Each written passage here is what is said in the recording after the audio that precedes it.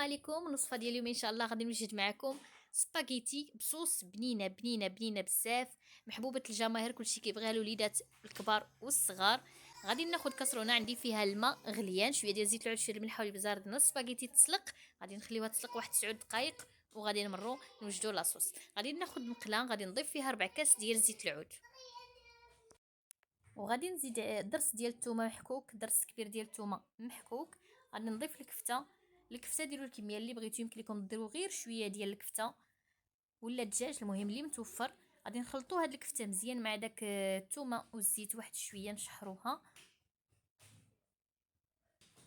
غادي نشحرها، غادي نضيف عليها، هنا عندي نص معلقه صغيره ديال الملح، نص معلقه صغيره ديال الابصار، ونص معلقه صغيره ديال السكنجبير. هادشي اللي غادي نحتاجو في التوابل.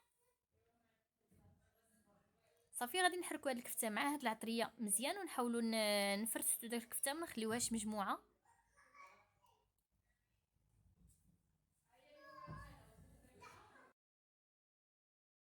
غادي نضيف 2 معالق كبار ديال مطيشه الحك عامرين، غنحركوهم مزيان مع داك الكفيته ديالنا.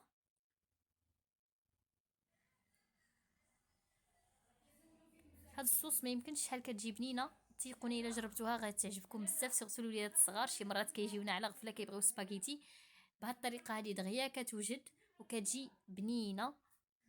صافي من بعد ما حركت داك الكفته مع داك مطيشه الحك، غادي نضيف كريمه ديال الطبخ. الكريمه ديال الطبخ تكون ماشي كريمه، الكريمه ديال الطبخ ما تكونش حلوه، واللي ما بغاش يدير كريمه ديال الطبخ ديروا لاصوص بيشاميل حتى هي كتجي بها بنينه.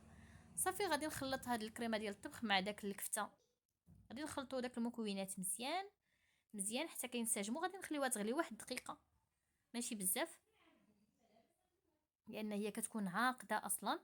غادي نضيف هنا عندي راس معلقه ديال السكر سنيده، كتعطي واحد تتقاد لينا المذاق. عندي الزعتر، غادي نضيف شويه ديال الزعتر ضروري في لي بات لانه كيعطي واحد المذاق زوين. صافي وغادي نخلطوا لاصوص ديالنا وكتكون واجده. كيف ما قلت لكم ما كتاخذش حتى 10 دقائق.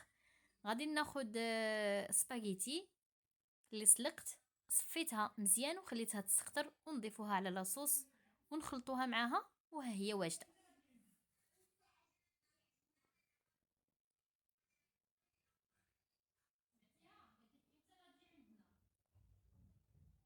صافي كنحركوا داك السباغيتي مع لاصوص ديالنا، كيف ما كتشوفوا كتجي كتشهي. كنتمنى تجربوها لوليداتكم، واكيد غادي تعجبكم حتى نتوما، لان السباغيتي كيبغيها الكبير والصغير. ما بقى لينا الا نتلاقاو مع الشكل النهائي. ما تنساوش الا عجبتكم الوصفه ديال اليوم تشتركوا في القناه الا كنتو جداد، واللي مشترك في القناه ما تنساوش تعليقاتكم ورايكم في الفيديو. وشكرا بزاف على الدعم ديالكم، وبالصحه والراحه. هذا هو الشكل النهائي ديال وصفه اليوم، كنتمنى تجربوها بالصحه والراحه وشهيه طيبه، والسلام عليكم.